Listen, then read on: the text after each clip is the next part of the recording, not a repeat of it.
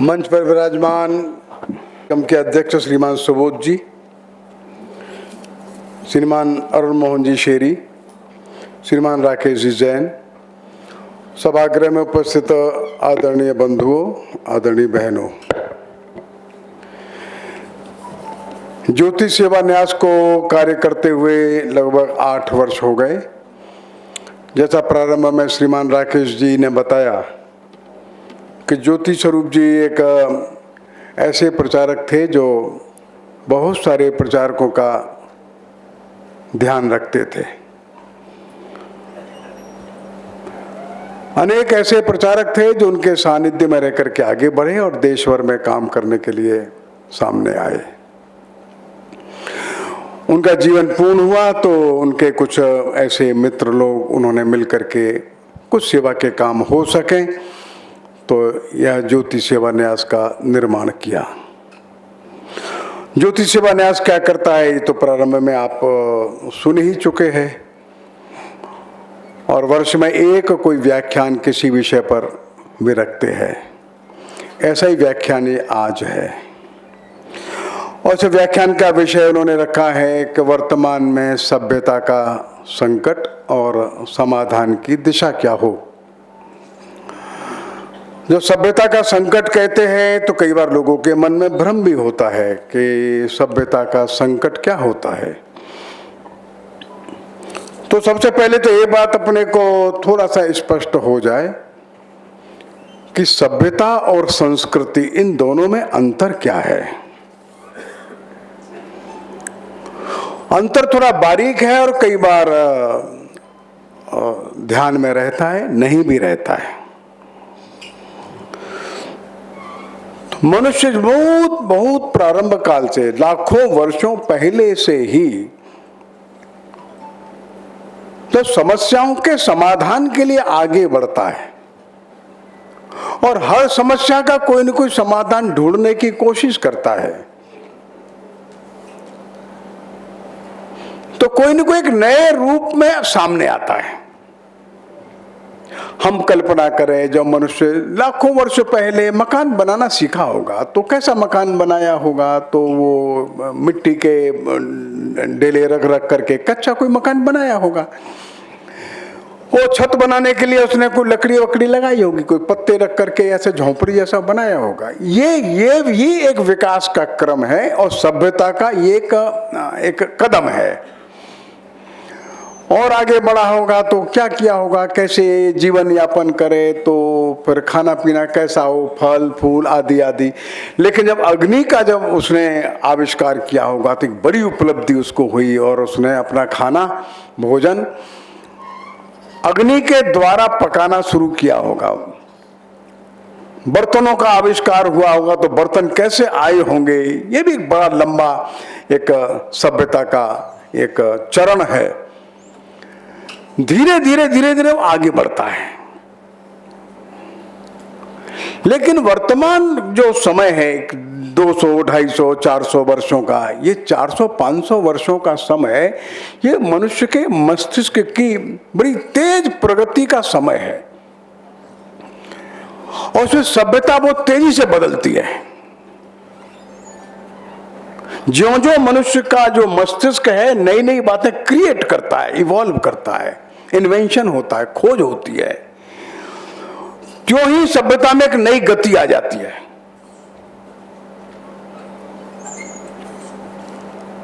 लगभग 500 वर्ष पूर्व सारे दुनिया में एक भिन्न भिन्न प्रकार का वातावरण चल रहा था। एक वातावरण तो यह था कि पश्चिमी दुनिया के लोग एक संकट में रहते थे। तो पश्चिमी दुनिया का संकट क्या था?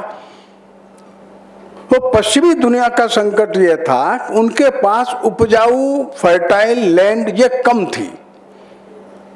कहीं कहीं छोटे छोटे से ऐसे आइलैंड जैसे मिलते थे, कहीं 100, 200, 500 एकड़ का मैदान मिल गया, अन्य फसल हो सकती है, एक बात। बाकी बैरन लैंड ज्यादा था और प्रकृति भी बड़ी निष्ठुर थी। बहुत ठंड पड़ता था, बहुत बर्फ पड़ जाता था, बर्फ पिघलता था, एक फसल हो सकती थी बस। और इसलिए पूरा जो पश्चिमी जगत है वहां पर मनुष्य ऐसा हो गया कि अपनी अगर कोई उपजाऊ जमीन है तो इसकी रक्षा करनी है, और मौका मिल जाए तो दूसरे की जमीन पर कब्जा करना है। यह उनकी प्रकृति बन गई। और जो सामूहिक रूप से अपनी जमीन को बचाना और सामूहिक रूप से दूसरे की जमीन पर कब्जा करना, मिल करके लड़ना, मिल करके आवश्यकता पड़ती है तो भागना, तो मिलकर के काम करना ये उनके स्वभाव में आ गया। मिलकर के लूटना ये भी स्वभाव में आ गया। रविन्द्रनाथ टैगोर इस बात को बहुत अच्छे से एक्सप्लेन करते हैं, वर्णन करते हैं। जो पश्चिमी जगत में दूसरों को लूटने की, दूसरों की जमीन पर कब्जा करने की जो प्रकृति बनी, उसका कारण वहां का क्लाइमेट था, वहां की भौगोलिक परिस्थितियां थी। इसके कारण पूरा का पूरा जो यूरोप है वो और पश्चिमी जो मध्य एशिया का क्षेत्र ऐसा हो गया। भारत ऐसा नहीं था। भारत जमीन बहुत थी, बड़ी मात्रा में जमीन उपजाऊ थी, तो भागना की जरूरत ही नहीं थी। जहां चाहो वहां आप फसल पैदा कर सकते हैं, और 2 फसल 3 फसल भी पैदा करने लायक जलवायु थी, क्लाइमेट था। तो यहाँ के लोग जहां बस जाते थे वो बस जाते थे, उनको और अतिरिक्त जमीन की आवश्यकता ही नहीं थी। इसलिए और तरह की साधनाएं शुरू करता था आदमी। तो शांत चित्त रहता है तो संगीत उसमें से उपजता है, शांत चित्त रहता है तो गाना बजाना सीखता है, गीत गाता है, शांत रहता है तो फिर आध्यात्मिक साधना की ओर चलता है। मैं कौन हूं, मैं कहां से आया हूं, मैं कहां जाऊंगा, मृत्यु के बाद मनुष्य कहां जाता है, हमको यहाँ भेजने वाला कौन है, आदि आदि ये आध्यात्मिक साधना की ओर बढ़ जाता है। क्योंकि खाने पीने को बहुत है। अपने खाना पीना भोजन इसके लिए लूट करना ये भारत के स्वभाव में नहीं था, वो यहाँ के जलवायु के कारण से था। तो सारा जो पश्चिमी जगत है इस स्वभाव में से विकसित हुआ वो। और इसे दूसरे देशों में जाकर के कब्जा कर लेना, कॉलोनी बना लेना, वो कॉलोनीज में से फिर एक्सप्लॉइटेशन करना, शोषण करना, वहां से लोगों को पकड़ के ले आना, स्लेब बना करके दुनिया के मार्केट में बिक्री करना, वहां के रॉ मटेरियल को ले आना, और रॉ मटेरियल को लाकर वहां के लोगों पर टैक्स लगाकर अपनी उन्नति करना, डेवलपमेंट अपना करना, ये तो पूरे यूरोप का इतिहास है। और ये फैक्ट है, इसमें कोई जरा भी लेश मात्र भी इफ एंड बट है ही नहीं, ये सच है। लेकिन 500-600 वर्षों में एक विचित्र परिवर्तन आया। ये लूट पाट और उपनिवेश बनाने का काम तो कर ही रहे थे जितना सामर्थ्य, लेकिन उसके साथ साथ पश्चिमी जगत में एक नया संघर्ष पैदा हुआ। और संघर्ष ये पैदा हुआ कि वहां के लोगों ने ये देखा कि ये जो सच है हम देख रहे हैं, इसका बाइबल से तालमेल नहीं बनता। तो सबसे पहले जो ब्रूनो था, ये कोपरनिकस था, या गैलीलियो है, या डार्विन है, इन लोगों ने जो खोज की, ये जो बिब्लिकल जो मान्यताएं थी उसके विपरीत चली गई। और वे इसको मान्यता देते नहीं, गलत जो है बाइबल में उसी को मानो, गलत तो फिर ये तो ब्लास्फेमी हो जाएगा, आपको दंड मिलेगा। तो ब्रूनो को जिंदा जला दिए, और कोपरनिकस को तो आजीवन कारावास दे दिए। गैलीलियो भी चुपचाप बैठा रहा अपने घर में, बाहर नहीं निकला, क्यों इन लोगों ने नई खोज की थी। हालांकि ये खोज पहले भारत में हो चुकी थी, ये नई खोज नहीं थी, उनके लिए नई थी कि पृथ्वी जो है ये सूर्य के चारों ओर घूमती है। तो कब बहुत पहले भारत में है, पहले से जो हमारा जो पूरा जो ज्योतिष है वो है इसी के ऊपर है कि पृथ्वी 365 दिन में घूमती है, और पृथ्वी अपनी कीली पर जो है ये 24 घंटे में घूम जाती है, चंद्रमा ऐसे घूमता है, बृहस्पति शुक्र, ये तो भारत में है पहले से, ये नया नहीं था हमारे लिए, उनके लिए नया था, लेकिन बाइबल के खिलाफ था। धीरे धीरे एक ग्रुप वहां ऐसा बन गया जिसने हिम्मत से कहा नहीं, ये विज्ञान जो कहता है ये सच है, और इसलिए वो अलग हट गए। तो उन्होंने भी कहा ठीक है भाई, अपना वेटिकन सिटी में हम बैठते हैं, तुम अपना खोज करो, तो हम तुमसे कोई ज्यादा हस्तक्षेप नहीं करेंगे। एक अलग प्रकार से वहां विज्ञान आगे बढ़ गया। तो एक और तो उपनिवेशों से लूटा हुआ पैसा और विज्ञान को मिली खुली छूट, ये वहां के विकास का एक बड़ा आधार बना। विज्ञान नई खोज करता था और इंजीनियर लोग उस खोज के आधार पर कुछ सामान बनाते थे। उपनिवेशों में से रॉ मटेरियल आता था, इंडस्ट्री में वो सामान बन करके मार्केट में जाता था, और धीरे धीरे पिछले 250-300 वर्षों की जो एक बड़ी उपलब्धि है विज्ञान की, इंडस्ट्री की, मार्केट की, ये पश्चिम की है, इसमें कोई दो मत नहीं है। बड़ा हिस्सा इसमें पश्चिमी दुनिया का है। बड़ी मात्रा में बड़ी बड़ी खोज होने लगी, ये सच बात है। और उन खोजों के आधार पर जो इंजीनियर्स थे, जो टेक्नीशियंस थे, उन्होंने उन खोजों को वस्तु का रूप दिया। तुरंत इंडस्ट्रिस्ट आए और जो सुब्रत जी बैठे हैं, ऐसे लोग आ गए, उन्होंने कारखाने लगा दिए, उत्पादन शुरू कर दिया, और बहुत सारे व्यापारी यहाँ बैठे होंगे, उन्होंने मार्केट में बिक्री करना शुरू कर दिया। और जब बिक्री शुरू होने लगी तो प्रॉफिट आने लगा, तो प्रॉफिट में सबकी साझेदारी थी। तो धीरे धीरे एक मार्केट ओरिएंटेड सिविलाइजेशन का विकास हुआ। इसका केंद्र बिंदु इधर विज्ञान है, और विज्ञान के बाद चलता चलता ये मार्केट तक जाता है।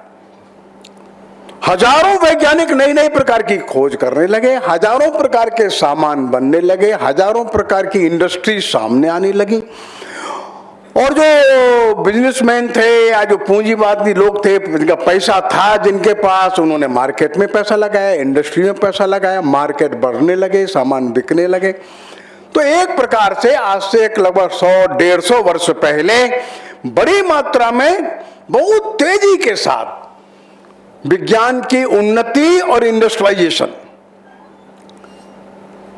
इतने में तो बिजली का और आविष्कार हो गया। बिजली का आविष्कार होते ही इंडस्ट्रीज में और तेज गति आ गई, इधर स्टीम से इंजन चलने लगे, और जो नियाग्रा जो फॉल है वहां एक बड़ा प्लांट लग गया। पर धीरे धीरे बिजली का ट्रांसपोर्टेशन समझ में आ गया, तो ध्यान में आते ही बिजली, और फिर इंडस्ट्री में एक नया रिवॉल्यूशन आ गया। सारी दुनिया भर में एक और बिजली बनी और इंडस्ट्रीज में तेज विकास हुआ। अब ये पूरी चेन है। एक तरफ साइंटिस्ट हैं, और फिर टेक्नोक्रेट्स हैं, और फिर इंडस्ट्रियलिस्ट हैं, और बिजनेसमैन हैं, पूरा मार्केट है। और जो बनने लगा तो सामान कैसे बिके, इसके लिए फिर एक नई रणनीति तैयार हुई सारे दुनिया में।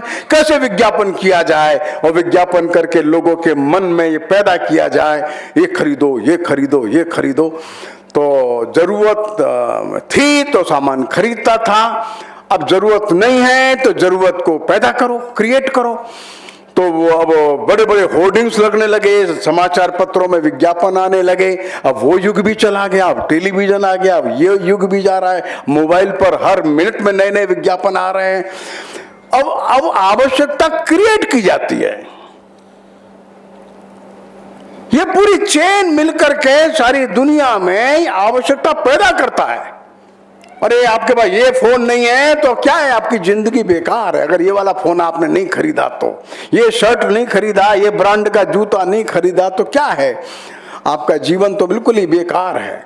ये गाड़ी नहीं खरीदी, ये मॉडल नहीं खरीदा, तो मतलब ये है हर चीज को, हर वस्तु को बिक्री कैसे करी जाए, तो नए नए उसमें खोज होती है, नए नए प्रकार पैदा किए जाते हैं, सामान जरूरत है कि नहीं अलग बात है।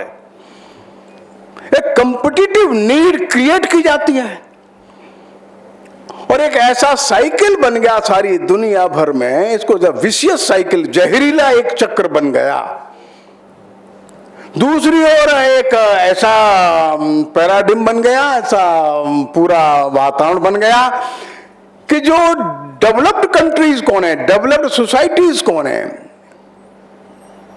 तो सारी दुनिया में जो पैरामीटर्स फिक्स कर दिए उन्होंने, जो व्यक्ति कितना कपड़ा उपयोग में लाता है, जो व्यक्ति कितना पेट्रोल यूज में लाता है, पर कैपिटा कंजम्पशन इलेक्ट्रिसिटी का क्या है, पर कैपिटा कंजम्पशन जो है वो कोल का क्या है, पर कैपिटा कंजम्पशन, ये डायरेक्टली प्रोपोर्शनल हो गया डेवलप्ड नेशन, डेवलप्ड सोसाइटी। वो समाज विकसित है जो समाज सर्वाधिक उपभोग कर रहा है।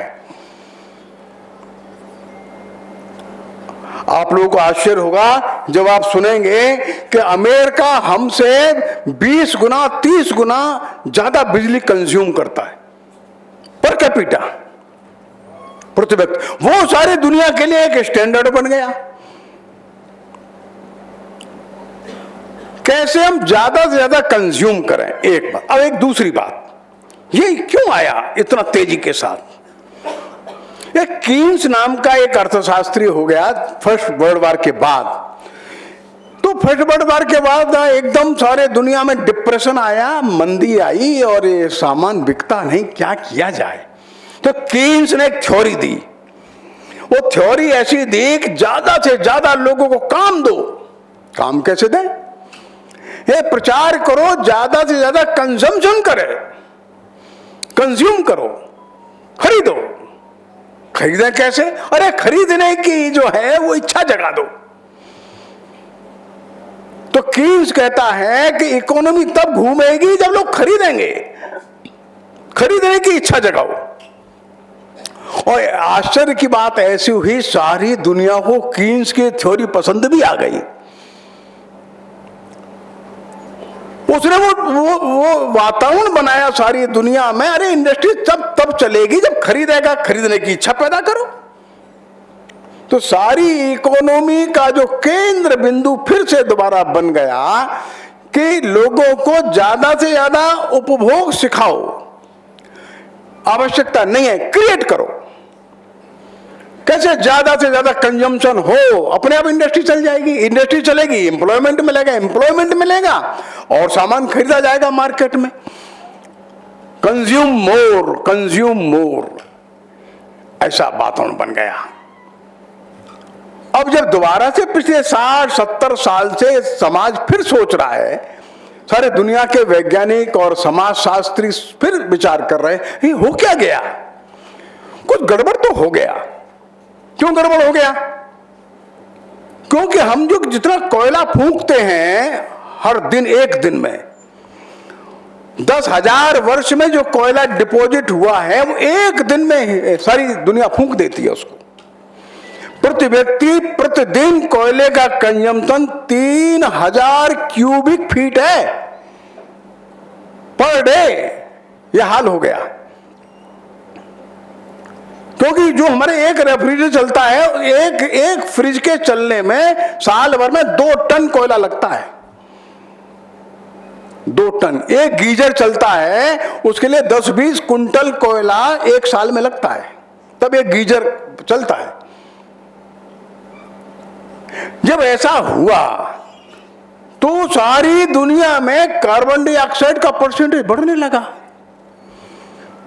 जो ग्रीन हाउस गैसेस थी, ये इसमें मीथेन भी है, कुछ नाइट्रोजन के कंपाउंड से मिलाकर के ग्रीन हाउस गैसेस बोलते हैं। इसमें बड़ा अमाउंट तो CO2 का ही है।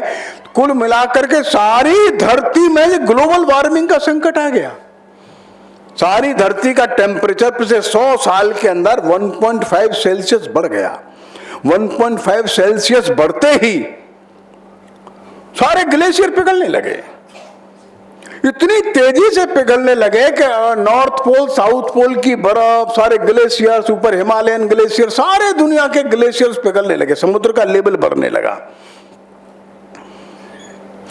इस समुद्र के लेवल के बढ़ने से और जो गर्म पानी की जो धाराएं समुद्र के अंदर थी उनकी दिशाएं बदल गई। ये बदलने से मानसून की दिशाएं बदल गई। सारे धरती का जो इक्विलिब्रियम था वो बिगड़ गया। जो बरसात 100 दिन में होती थी वो बरसात 5 दिन में, 4 दिन में होने लग गई। पूरा हमारा जो भारत का पूर्वी हिस्सा है इसमें बरसात अच्छी होती थी, वो सूखा पड़ने लगा और राजस्थान में बाढ़ आ गई, लेह में बाढ़ आ जाती है। अरेबियन कंट्री में बाढ़ आ गई। सारे दुनिया में जब पानी नहीं पड़ता था वो गंभीर बाढ़ आने लग गई, और जब पानी अच्छा पड़ता था वहां सूखा पड़ने लगा। कल क्या होगा कहना मुश्किल है। ये पूरी जो ग्लोबल जो पूरा जो जलवायु है वो बदल रही है। क्यों? क्योंकि मनुष्य ने अपनी आवश्यकता से ज्यादा कार्बन डाइऑक्साइड गैस वातावरण में छोड़ दी है, और रुकता भी नहीं, अभी रुकता भी नहीं। अभी ये जो ग्राफ अभी तो बढ़ता ही जा रहा है। क्यों? अभी तो अमेरिका ऊपर पहुंच गया था, कनाडा, ऑस्ट्रेलिया, ये देश। अब जो डेवलपिंग कंट्रीज है वो भी ऊपर चल रहे हैं। वो भी कहते हैं अरे आप तो इतना कंज्यूम करते हैं, हमारे यहाँ तो बिजली नहीं है, हमको पैदा करने दो। तो अब ये ग्राफ यहां बढ़ रहा है, कैसे रोका जाए? और केवल इतना ही नहीं है, इसने ऐसा संकट खड़ा किया है कि हो सकता है आने वाले 25-30 वर्षों के अंदर ही सारी दुनिया में एक बड़ा खाद्य संकट पैदा हो जाए, फूड ग्रेन्स के संकट पैदा हो जाएगा। जब जलवायु ऐसे घूमेगी तो अभी मैं बिहार झारखंड गया था एक महीना पहले, 25 दिन पहले, 90% खेतों में धान नहीं बोया गया। क्यों? बरसात ही नहीं हुई। जबकि झारखंड में अच्छा पानी पड़ता था, सूखा पड़ गया।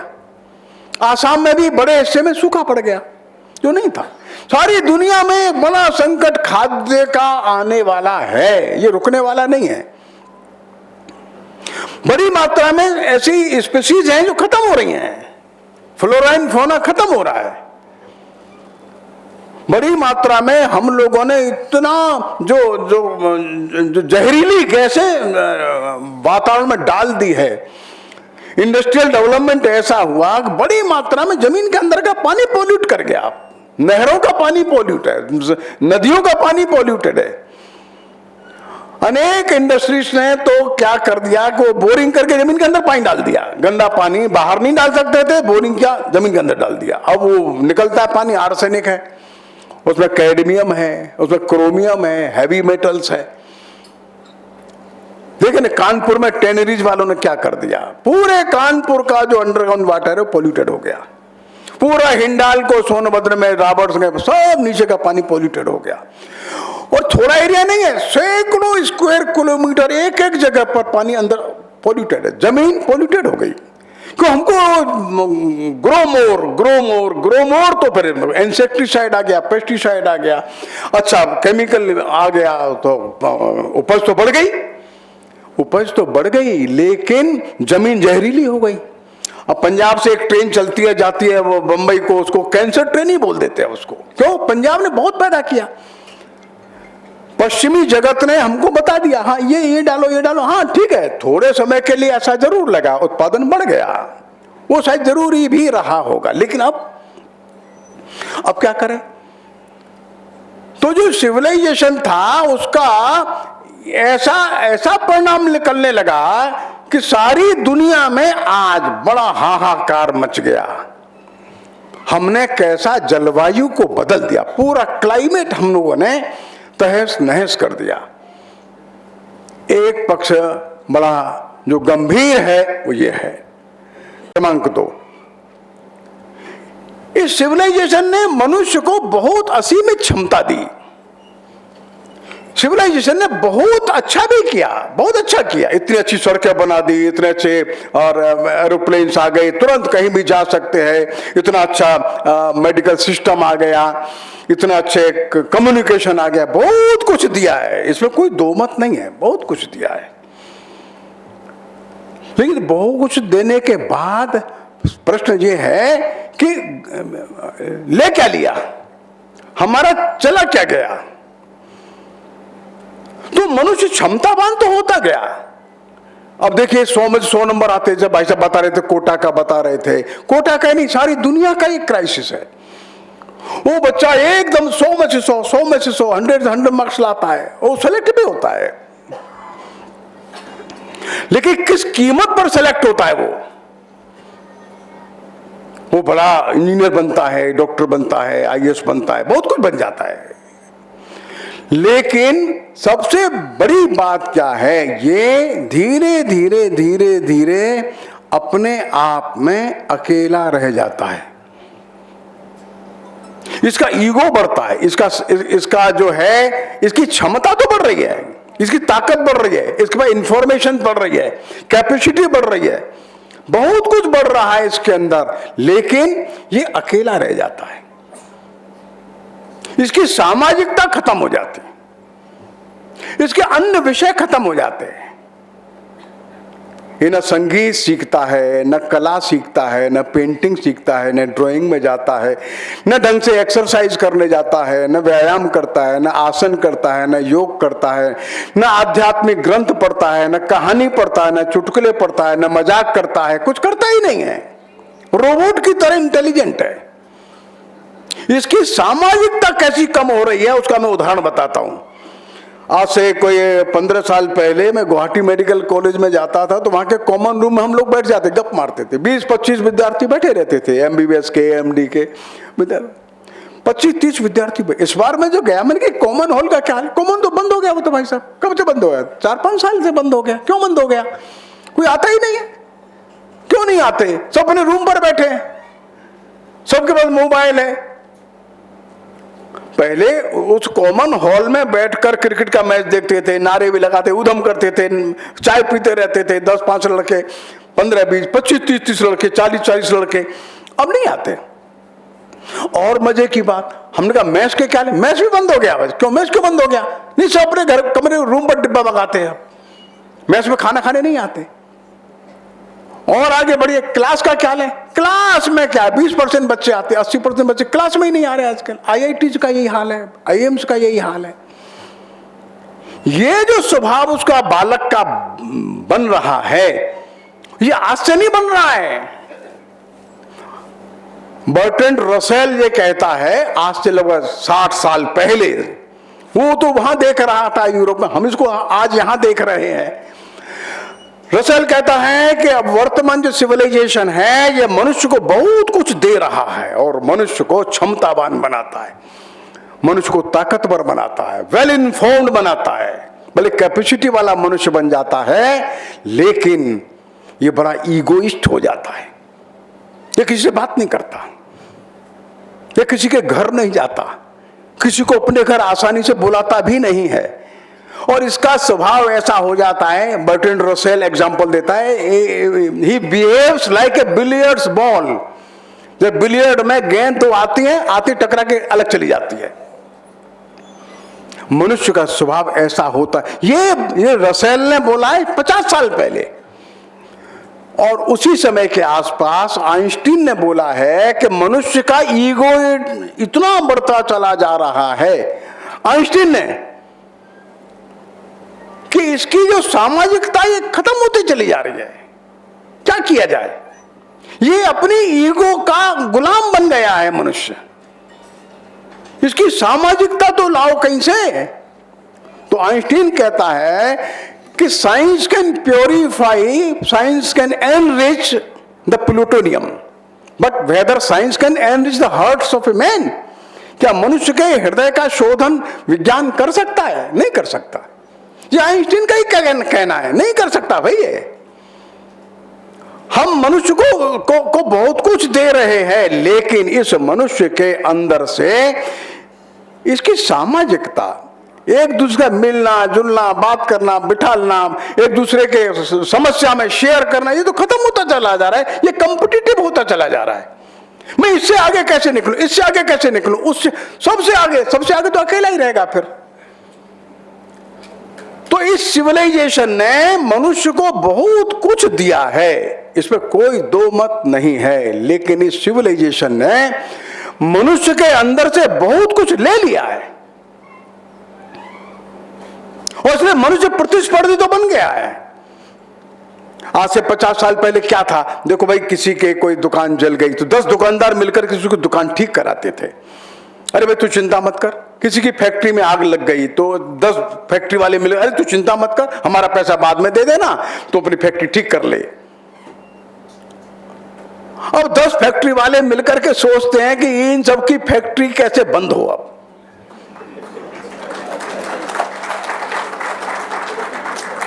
ये कंपटीशन आ गया इसके दिमाग में। ये 50 साल के अंदर ही हुआ है। को लगता है कि चलेगी तो मेरी बंद हो जाएगी। कंपटीशन आ गया, प्रतिस्पर्धा ने मनुष्य के मन को अत्यंत संकीर्ण छोटा कर दिया है। यह समस्या है। और धीरे धीरे छोटा हुआ तो ऐसा छोटा होता चला गया तो मैं ही रह गया, बस बाकी सब खत्म हो गया। परिवार भी चला गया। और परिवार में भी क्या हो गया, मेरा कमरा कौन सा है, तो माँ बाप भी कहते ये तुम्हारा कमरा है। माँ बाप ये नहीं समझ पाते, कितने भोलेपन से उन्होंने उसको उसका कमरा कह दिया। क्यों कहा आपने ये तुम्हारा कमरा है, ये तुम्हारा लैपटॉप है, ये तुम्हारी कुर्सी है, ये तुम्हारी मेज है, ये तुम्हारा स्कूटर है, तुम्हारी गाड़ी है, ये क्यों कहा हमने उसको। हाँ, ये कहते बेटा इस कमरे में तुम अध्ययन करो, बस इस कमरे में तुम रहो। ये कमरा तुम्हारा नहीं है, कमरा घर का है, कमरा परिवार का है। हमने अपने ही परिवार के 3 लड़कों में, 3 बच्चों में 3 कमरे बांट दिए। और वो 3 बच्चे, 3 भाई अच्छे भले घर में थे, लेकिन एक दूसरे के, तू मेरे कमरे में क्यों आया, घर के अंदर ही झगड़ा शुरू हो गया। हमने इस मैं को इतना जगा दिया, जाने और अनजाने में हर बात पर उसको लगने लगा मेरा क्या है, मेरा क्या है। और हम जो परिवार था ये खत्म हो गया। ये तेजी से खत्म हो रहा है। क्यों? क्योंकि इस सभ्यता ने मैं को ईगोइस्ट बनाया है ना। ईगो तो इसका बढ़ रहा है ना। हम ये भूल गए कि हम कौन हैं। इस बालक का मैं नहीं, इस बालक के अंदर हम जगाना था। हम बचपन में देखे सब लोग, घर में कोई सामान आता है तो छोटे बच्चे से बंटवाते, बेटा सबको बांटो, जाओ सबको दे करके आओ। तो उस घर की बड़ी महिला, माँ, बहन जो सबको देखा, हमको भी दो। तो उस बालक बचपन से सीखता है सबको देना। सब में मेरा परिवार है, मैं सबके साथ हूं, मेरी अलग से आइडेंटिटी है लेकिन घर के साथ है। तो सबसे पहली चोट जो भारत में पड़ रही है वो ये है कि हमारी जो इकाई सबसे पहली और मजबूत थी वो घर थी, वो घर की इकाई टूट रही है। घर के सब बच्चे अपने अपने आप को अलग अलग अपनी आइडेंटिटी मानते हैं और अपना अपना अलग अलग विकास करने में लगे हैं। और इसलिए हमारे माँ बाप भी शुरू में तो बच्चा ठीक है, अच्छा पढ़ रहा है, अच्छा ठीक है, अच्छा पढ़ रहा है, ठीक है, हाँ वो आगे जाता है, फिर वो विदेश चला जाता है, विदेश चला जाता है तो आता नहीं फिर वापस। जब आता नहीं वापस तो फिर शुरू में तो अच्छे लगते हैं, दोनों लड़के के, हमारे दोनों लड़के अमेरिका में, ठीक अच्छी बात है, हमारे दोनों बच्चे कनाडा चले गए, ठीक अच्छी बात है। बाद में क्या होता है फिर, जब बूढ़े माँ बाप रहे, सॉल्ट लेक में एक दिन में गया कलकत्ता में, 25% वहां ऐसे परिवार है जहां लड़के अब बच्चे है ही नहीं कोई। या तो ये विदेश चले जाए, विदेश जाते तो वहां अकेले रहते, फिर ये उनको वहां मन नहीं लगता है। वो बच्चे इतनी दूर चले गए, वे यहां आते नहीं है। और पूरे देश में 1-1.5 करोड़ परिवार अब ऐसे हो गए कि जिनको समझ में नहीं आता क्या करें क्या अब हम। दूसरा, बिहार का मजदूर है, यूपी का मजदूर है, बंबई जाके काम करता है, 15,000 रुपए में इंडस्ट्री वहां चलती है। ये शिफ्ट है, इस सिविलाइजेशन का ये माइग्रेशन है, शिफ्ट है। ये घर से, परिवार से बच्चों को दूर कर। अब ये लाखों की संख्या में ये बिहार का आदमी बंबई में रहता है, तो बंबई में रह के परिवार कैसे संभालेगा? परिवार नहीं संभलता। इसकी सामाजिकता कैसे संभलेगी? ये त्योहार पर कैसे काम करेगा? और धीरे धीरे परिवार से दूर चला जाता है, एक स्लम में रहता है, एक कमरे में 10-10, 15-15 लेते हैं, हाइजीनिक भी नहीं है, खाना भी अच्छा नहीं मिलता। इसका सांस्कृतिक, कल्चरल डेवलपमेंट, एवोल्यूशन वो भी रुक जाता है। तो इस सिविलाइजेशन ने एक बड़ा माइग्रेशन दिया है, बड़ा शिफ्ट है। बड़ी संख्या में, लाखों नहीं करोड़ों की संख्या में लोग अपने घर, परिवार, जमीन, मकान, माता पिता, दादा दादी, सारी सांस्कृतिक सामाजिक परंपराएं छोड़कर 15-20 हजार रुपया कमाने के लिए दूर जाना पड़ता है उनको। ये बड़ा संकट है। अगली बात, इस सारी सभ्यता ने हमारे ऊपर एक पश्चिम का ऐसा आवरण डाल दिया, हर चीज पश्चिम की अच्छी लगने लगी हमको, ऐसा वायुमंडल बनाया, सब चीज पश्चिम की अच्छी लगने लगी। हम अपना मकान का जो मॉडल बनाते हैं वो भी पश्चिम का ही आता है पूरा। अब हमको यहां भारत में यहां की जलवायु के हिसाब से आंगन चाहिए था, छोटा ही क्यों ना हो, 10 बाई 10 फुट का ही हो जाए, लेकिन अब नहीं, कोई बिल्डर आंगन नहीं बनाता है। अब वो कहते वेस्टेज ऑफ लैंड। आंगन होने से क्या था, भारत में ये गर्म देश है, यूरोप ठंडा था, उसको बंद मकान चाहिए था। और खुला मकान होता तो ठंड आ जाती एकदम, माइनस टेम्परेचर आ जाता, उसको बंद मकान चाहिए था, हमको खुला मकान चाहिए था। भारत के घर में आंगन ये सिंधु घाटी की सभ्यता से चले आ रहे हैं, लेकिन अब खत्म हो गए। 99% मकान जो बिल्डर बना के दे रहा है, नक्शे बना रहा है, आंगन नहीं है, और इसलिए पूरा मकान या तो ठंडा रहेगा या गर्म रहेगा, इसलिए आपको एसी चलाना ही पड़ेगा आपको। अब एसी में रहने की ऐसी आदत हमको पड़ गई, सब जहां जहां नए नए शहर बस रहे, नई नई कॉलोनी बन रही, पूरा मकान कुल मिलाकर के अब एयर कंडीशन बनाना पड़ता है। कोई बात नहीं, सब तरफ पर्दे डाल करके दिन में लाइट जलानी पड़ती है, न प्राकृतिक प्रकाश रहा, न प्राकृतिक हवा रही, न प्राकृतिक टेम्परेचर रहा, ये भी गया। और इसलिए एसी में हम रहते हैं, एसी गाड़ी में चलते हैं, एसी ऑफिस में चले जाते हैं, और इसलिए जो जो एसी में रहते हैं 50% लोगों में विटामिन डी कम हो गया। विटामिन डी कम हो गया तो कैल्शियम एब्जॉर्प्शन कम हो गया, ये कम हुआ तो हड्डी कमजोर हो गई, ऑस्टियोपोरोसिस शुरू हो गया, हड्डी टूटने लग गई। आज सारे हिंदुस्तान में जो एसी में रहने वाली पॉपुलेशन, उसका सर्वे देख लीजिए आप, डॉक्टर्स के रिसर्च देख लीजिए, 50% तो हम कम कह रहे हैं। जो लोग 20 साल एसी में रह लिए तो पक्का मानिए डी गया, विटामिन डी कम, क्योंकि हम धूप में आ ही नहीं रहे। ये हमको मिल गया। अगला, हमारी डाइट बदल गई, हमारे खाने पीने का जो परंपरा हजारों वर्षों से था वो बदल गया, वो स्वरूप बदल गया। हम मूंग की दाल छिलके की खाते थे, अब नहीं खाते। हम चना की दाल खाते थे, वो कम कर दिया हम लोगों ने। हम पिज्जा बढ़ गया, थोड़ा बर्गर बढ़ गया, थोड़ा ये मैदा बढ़ गई, रिफाइंड का तेल बढ़ गया, और धीरे धीरे हमारा पूरा डाइजेस्टिव सिस्टम जो लाखों वर्षों में बना था वो बिगड़ गया, और इसे तरह तरह की अन्य बीमारियां होने लग गई हमको। इतनी बड़ी मात्रा में जो हमारी लाइफ साइकिल बदली, सोने का क्रम बदल गया, जगने का क्रम बदल गया। अब कुछ लोग रात को 2 बजे सो रहे हैं, कुछ 3 बजे सो रहे हैं, कुछ दोपहर 11 बजे तक सो रहे हैं। तो हमारे शरीर के अंदर की जो क्लॉक है, घड़ी है, जो तो लाखों वर्षों में सेट हुई है भाई, करोड़ों वर्षों में सेट हुई है। मनुष्य जो है सामान्यतया रात को 9 बजे सो जाता था, सुबह 4, 4:30, 5 बजे जगता था। ये लाखों वर्षों में तो हमारे एंडोक्राइन ग्लैंड्स हैं और है, इनके सिक्रेशन बदल गए, बिगड़ गए, वो इक्विलिब्रियम पूरा बिगड़ गया, और इसलिए तरह तरह की अन्य बीमारियां पैदा होने लगी। एक और तो मिलावट शुरू हो गई, एक और पॉल्यूशन, एक और खाद्य सामग्री में ये हमारे इंसेक्टिसाइड, पेस्टिसाइड्स, तरह तरह की नई नई बीमारियां पैदा होने लगी। कितनी बड़ी मात्रा में कैंसर आने लग गया, कितनी बड़ी मात्रा में और बीमारियां आने लग गई। ये सिविलाइजेशन ने ये भी हमको दिया। इस सबके बाद जो अकेला जो मनुष्य था, अकेला रह गया था, ये धीरे धीरे डिप्रेशन की ओर चला गया, अवसाद में चला गया। आज अमेरिका के अंदर छोटे बच्चे हर साल 2 से लेके 2,500 लोगों की हत्या करते हैं विद्यालय के अंदर। इतने इंसिडेंसेस होते हैं, देखिए आप, मतलब हजारों इंसिडेंट्स अमेरिका में हो रहे हैं छोटे बच्चों के।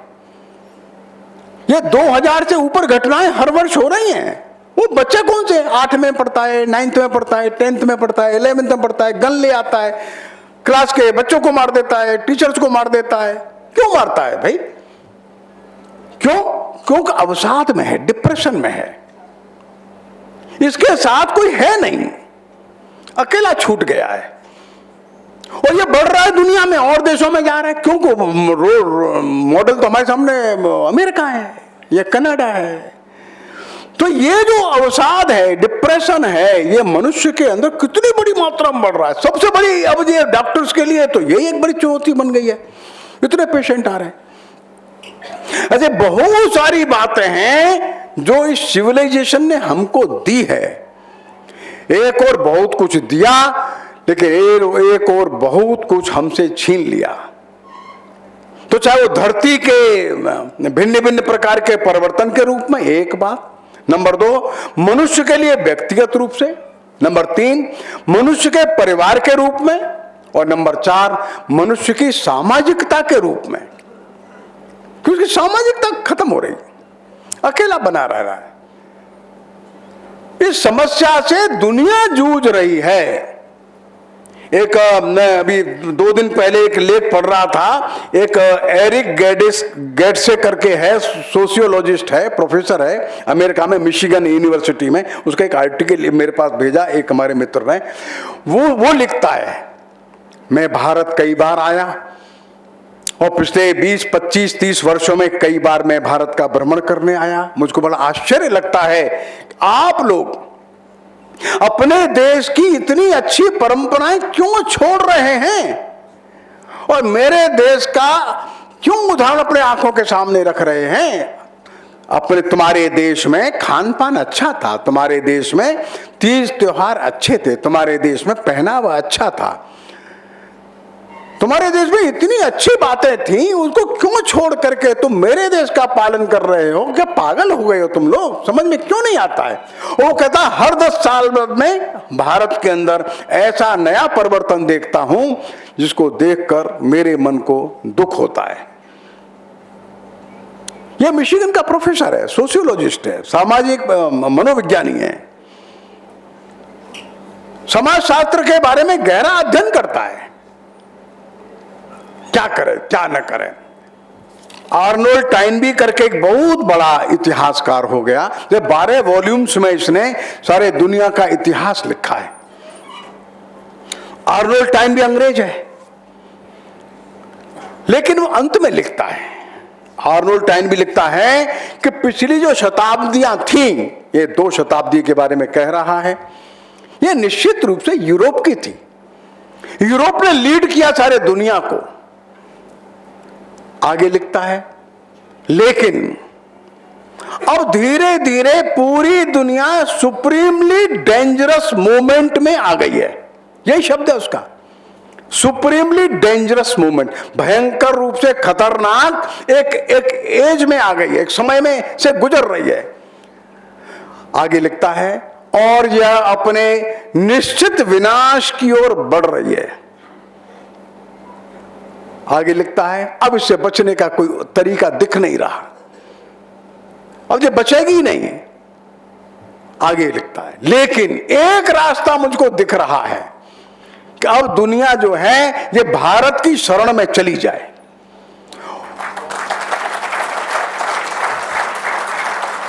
आर्नोल्ड टाइनबी लिखता है, there is a spirit and there is a behaviour and that is the Hindu way. वो कहता है भारत के लोगों के अंदर अभी भी एक भावना है, जिस भावना के कारण से वे एक व्यवहार करते हैं, इस धरती को अपना मानते हैं, इस प्रकृति को अपना मानते, इन पेड़ पौधों को अपना मानते, जानवरों को अपना मानते, और सारे मनुष्य को जो दुनिया भर में है उनको अपना मानते हैं। आगे लिखता है, कितनी भी डाइवर्सिटीज हैं उसके बावजूद भारत के अंदर एक विविधता को एक मान करके चलने की क्षमता है। उनके अंदर एक भाव है, सारे दुनिया के लोगों को एक परिवार के रूप में विकसित होता हुआ वे आनंद से देख सकते हैं।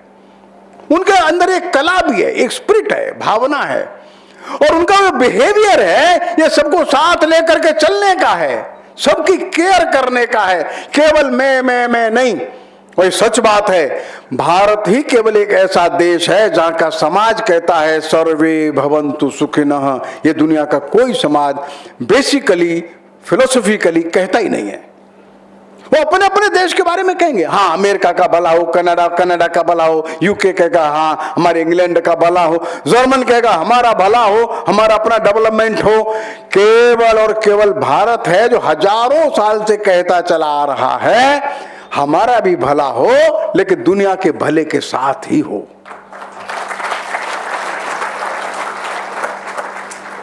हमने केवल अपना विकास कभी नहीं माना, सबके विकास के साथ हमारा विकास हो, उसके खाने के साथ ही हमारा खाना हो।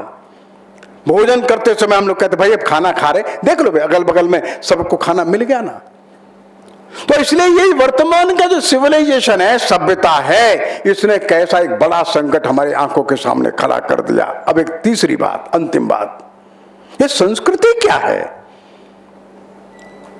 ये सभ्यता तो हर साल बदल सकती है, सभ्यता हर 10 साल बाद बदल सकती है। जैसे मोबाइल का मॉडल बदलता है, जैसे बिजली का बल्ब बदलता है, जैसे ये डेकोरेशन बदलता है, हर चीज बदल रही है। वो सभ्यता का एक अंग है, सिविलाइजेशन का एक अंग है वो। इसमें स्थिरता नहीं है, क्योंकि नए नए खोज आएंगे, बदल देंगे। लेकिन संस्कृति जिसको हम भारत में कहते हैं, वो संस्कृति संस्कार से बनती है। ये विज्ञान के आविष्कार से संस्कृति नहीं बनती। संस्कृति बनती है, ये बनती है मनुष्य के अंदर संस्कार से। संस्कार का मतलब है मनुष्य का स्वभाव कैसा है, मनुष्य का व्यवहार कैसा है, इसका आचरण कैसा है, इसके अंदर विनम्रता आई कि नहीं आई, इसके अंदर दया का भाव पैदा हुआ कि नहीं हुआ, इसके अंदर करुणा प्रेम है कि नहीं है, दूसरों की सहायता करने के लिए आगे आता है कि नहीं आता है, यह सत्य बोलता है कि नहीं बोलता है। यह भारत की संस्कृति के मूल आधार है, इससे संस्कृति बनती है। जो हमने कहा सर्वे भवन्तु सुखिनः, ये हमारी संस्कृति का हिस्सा है। जब हम कहते हैं दूसरे के साथ करुणा के साथ, भाई भोजन कर रहे हो ठीक है, भोजन करने का सिस्टम तो सभ्यता दे सकती है। हम पहले जमीन पर बैठ करके खाते थे, पत्तल में खाते थे, ठीक है, बाद में अब मेज कुर्सी पर खाने लगे, ठीक है, अब ठीक है प्लेट लेकर के खाने लगे या पैकेट बन करके आने लग गए। ये सिविलाइजेशन तय करेगी। लेकिन हमारा अन्न के प्रति, भोजन के प्रति व्यवहार कैसा है, भोजन करते समय हम दूसरों के साथ मिलकर के देखते कैसे है, ये हमारी संस्कृति तय करेगी। एक बार मैं कर्नाटक में बेंगलुरु जा रहा था, एक छोटे से स्थान से मैं ट्रेन में बैठा, वो ट्रेन बहुत लेट हो गई, तो जो मेरे को बिठाने के लिए आए वो खाने का डिब्बा लेकर के, इसलिए नहीं आए थे, हम पहुंच जाएंगे बेंगलोर 6:30 बजे। ये ट्रेन लेट हो गई तो हम ट्रेन में बैठ गए, तो हमारे सामने ही एक सज्जन बैठे थे, एक बुजुर्ग, उनकी पत्नी बैठी थी, वो लोग ऐसे 50-55 साल के थे।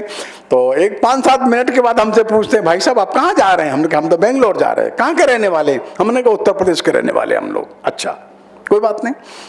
एक 5 मिनट हुआ होगा, उन्होंने मुझको एक स्टील का प्लेट थमा दिया, हमसे वो कहते हैं भैया खाना खा लो आप।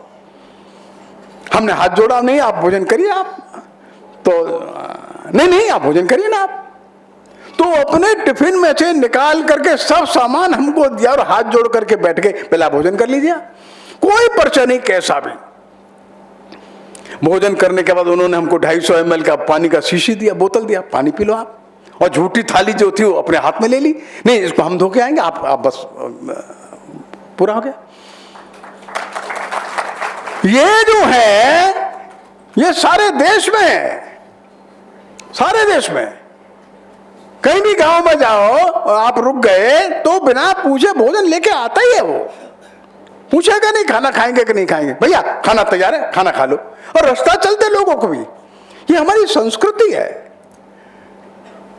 दूसरे के साथ प्रतियोगी भाव नहीं, दूसरे के साथ सहयोगी भाव, ये हमारी संस्कृति है। एक बार चैतन्य महाप्रभु और उनके एक मित्र गंगा में नाव से जा रहे थे। कई बार ऐसे लोग छोटी छोटी नाव से निकल जाते हैं तो फिर लौट आते हैं। तो चैतन्य महाप्रभु न्याय के बड़े अध्यापक थे, इनका जो मित्र है ये भी न्याय का अध्यापक था। तो चैतन्य महाप्रभु ने कहा भैया एक हमने पुस्तक लिखी है, हम तुमको पढ़ के सुनाते आज न्याय के ऊपर। चैतन्य महाप्रभु ने पुस्तक पढ़ करके सुनाया, ये रोने लगा। तो चैतन्य महाप्रभु ने कहा रोते काहे के, क्या बात है? बोला अरे हम क्या बताएं, हम भी इसी विषय पर पुस्तक लिखे थे, लेकिन आपका पुस्तक बहुत अच्छा है, अब हमारा पुस्तक कोई ध्यान नहीं देगा, हमारा पुस्तक कौन पूछेगा इसके सामने, आपका पुस्तक सच में अच्छा है। ऐसा करके इस मित्र ने कहा अरे इतनी जरा सी बात तो रोता है तू यार। ऐसा करके चैतन्य महाप्रभु ने कहा इतनी छोटी बात तो रोता काहे को है, प्रसन्न रहे।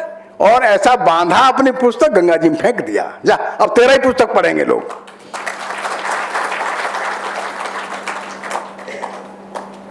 अपनी पुस्तक को प्रकाशित करवाने के बजाय हमारे मित्र की प्रसन्नता ये दे अधिक महत्वपूर्ण लगी चैतन्य को। कंपटीशन नहीं था,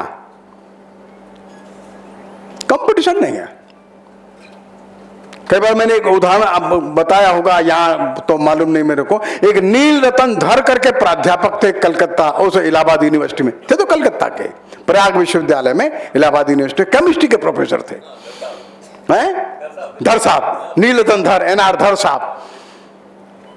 वो धर साहब ने पूरे अपने कार्यकाल में एक ही कोट पहना, बस उसी कोट को पहनते रहे, लेकिन सैकड़ों विद्यार्थियों की फीस जमा कर देते थे। और एक ग्लास इंडस्ट्री में बड़ा काम किया, आत्माराम थे। आत्माराम यही बिजनौर के पास के पश्चिम उत्तर प्रदेश के थे। आत्माराम एमएससी केमिस्ट्री में कर रहे थे इलाहाबाद यूनिवर्सिटी से। एनआर धर साहब आत्माराम के कमरे पर गए, लड़का तो अच्छा पढ़ने में, गए, वो देखा वो स्टोव में हवा भर के अपना खाना बना रहे। आत्माराम, क्यों खाना क्यों बनाते हो, मैस में खाना क्यों नहीं खाते तुम, मैस में खाना खाया करो। तो आत्माराम बोले सर हम क्या बताएं, हम बहुत गरीब घर से आते हैं, घर से आटा दाल चावल सब ले आते हैं, बस एक चाराने का मिट्टी का तेल, इतने में हमारा काम बन जाता है। अच्छा हाँ तो ठीक है, अब आज से खाना बंद करो। और अपना जेब से पैसा निकाल कर पूरे महीनों का मैस का खर्चा उनको देकर पढ़ाई करो, ये खाना बंद करो बनाना, मैस में खाना खाओ, पूरा मैस का खर्चा दे दिए। ये एनआर धर जो अपने लिए एक नया कोट नहीं सिलाते थे, लेकिन अपने विद्यार्थी के लिए मैस के खर्चे के लिए कितना भी पैसा देने को तैयार रहते थे। तो अपने ऊपर कितना उपभोग करना और दूसरों के लिए कितना तैयार रखना देने के लिए, यह भारतीय संस्कृति का सनातन दर्शन, सनातन नियम है। ये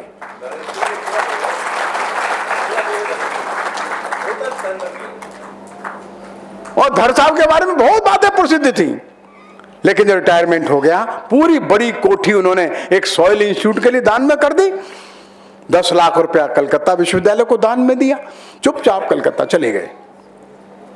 अर्थात हमारी संस्कृति सिखाती है कमाओ खूब, जितना चाहो उतना कमाओ, लेकिन अपने ऊपर कम से कम खर्चा करना है, कम से कम खर्चा करना है। और इसलिए अपने को देखना है कि कितना कम हम खर्चा कर सकते हैं अपने ऊपर, अपने घर में। पर कितनी जोड़ी जूते की आवश्यकता पड़ती है मनुष्य को। हम कभी देखते घर में 50 जोड़ी जूता एक लड़के के पास मिल जाता है, क्यों, क्या आवश्यकता है क्या? 40-50 जोड़ी कोट मिल जाता है एक लड़के के पास, इसकी जरूरत है क्या? 50-60 जोड़ी पैंट एक के पास मिल जाता है, इसकी आवश्यकता सच में है क्या?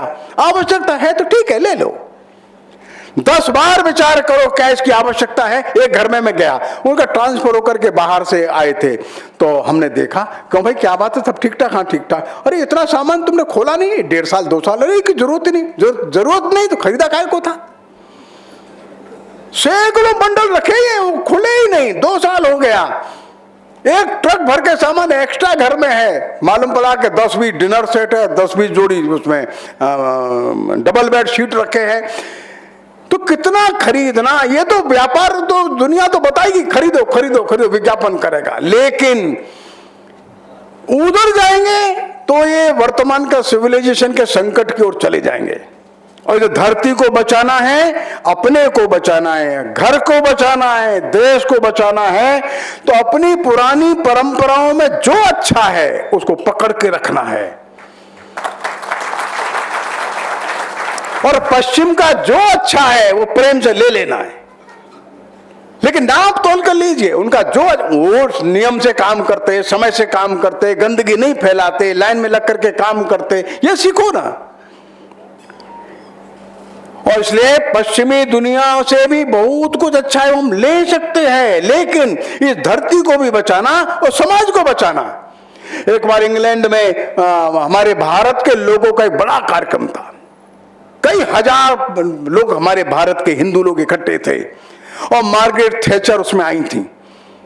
तो मार्गरेट थैचर आकर के पूरा जब घूमी और उन्होंने देखा कि इंग्लैंड के अंदर भारत के सैकड़ों परिवार आए हैं और एक एक परिवार में 2-2, 3-3 जनरेशन के बच्चे बैठे हैं, छोटे बच्चे हैं, बड़े हैं, दादा दादी, नाना नानी, बच्चे, उनके बच्चे, और मिलकर के अच्छे से अपना खाना पीना लाए हैं। एक शिविर था 3-4 दिन का, उसमें उनको बड़ा आनंद आया। उन्होंने कहा मैं भारत के लोगों से कहूंगी कि भारत के लोग ब्रिटेन के लोगों को ये सिखावें कि परिवार कैसे चलता है। इस परिवार में बड़े बूढ़े कैसे बच्चों की चिंता कर रहे हैं और बड़े होकर के ये बच्चे माँ बाप, दादा दादी की चिंता कैसे करते हैं। ये सिस्टम हमारे यहां टूट गया है, अब हमको उल्टा भारत में दिख रहा है। यह संकट है और इसलिए अपने परिवार को कैसे बचावें, बच्चों को कैसे अच्छा संस्कार दें, ये भौतिक दौड़ की ओर न बढ़कर आध्यात्मिक भाव को कैसे विकसित करें, अपने सांस्कृतिक जीवन मूल्यों को बचाकर रखें। ये सारी प्रकृति के साथ, सृष्टि के साथ, मानवता के साथ एकात्म हो करके चलने में ही दुनिया बचेगी। और हमने मैं किया तो दुनिया हमेशा के लिए विनाश की ओर और बढ़ जाएगी। और इसलिए ये चुनौती आज विश्वव्यापी है, ये सभ्यता का संकट, ये यूनिवर्सल है। लेकिन जैसे मैंने आर्नोल्ड टॉयनबी के बारे में बताया, जो उसने कहा है वो हिम्मत के साथ कहा है, वो सच है कि भारत दिशा दे सकता है, लेकिन भारत तभी दिशा दे सकेगा जब भारत अपने यहां इस विचार को, जो उसके पास सत्य सनातन है, फिर से जीना शुरू करे। वो पकड़ करके रखा है, हिम्मत से पकड़ के रखे, अपने घर के परिवार के बच्चों को, बड़े बूढ़ों को, अड़ोसी पड़ोसी के साथ अपने संबंध अच्छे रखे। बिना किसी काम के भी पड़ोस में मिलने के लिए जाओ, बिना किसी काम के पड़ोस के लोगों को अपने घर बुलाओ, अपनी आवश्यकताओं को कम करो, दूसरे की आवश्यकता में सहायता करने के लिए तैयार रहो। इस सारी सृष्टि के साथ हम हैं, हम अकेले नहीं हैं। ये भाव जो है, ये संस्कृति का, ये संस्कृति जो है, ये सभ्यता के अंदर सुगंध की तरह रहती है। संस्कृति मनुष्य की आत्मा की तरह रहती है। ये संस्कृति दिखती नहीं, आचरण में प्रकट होती है। सभ्यता आती है और चली जाती है, संस्कृति हजारों वर्षों में विकसित हुई है ये, और ये हमारी बड़ी पहचान है। हजारों वर्षों में इसने अपना स्थान बनाया है। ये तुरंत आती और तुरंत जाती नहीं है। जैसे फूल में सुगंध है, ये संस्कृति है। दूध में घी की तरह जो है, मक्खन की तरह, वो संस्कृति है। लेकिन सभ्यता बाह्य चीज है, बाहर की चीज है। बाहर का सारा जो सजावट है, ये सभ्यता है। उसकी आत्मा जो शरीर की जो है, ये संस्कृति है। और संस्कृति और सभ्यता में तालमेल बिठाल करके अपने को आगे चलना है। मैं समझता हूं ये सभ्यता का संकट ये ध्यान में रहे, और सभ्यता का जो स्वरूप है अपने को कैसा लाना और संस्कृति को कैसे संभाल करके आगे लेकर के चलना, ये सारी दुनिया के लिए एक बड़ा दाय जिम्मेदारी हमारे देश के ऊपर है। नमस्कार।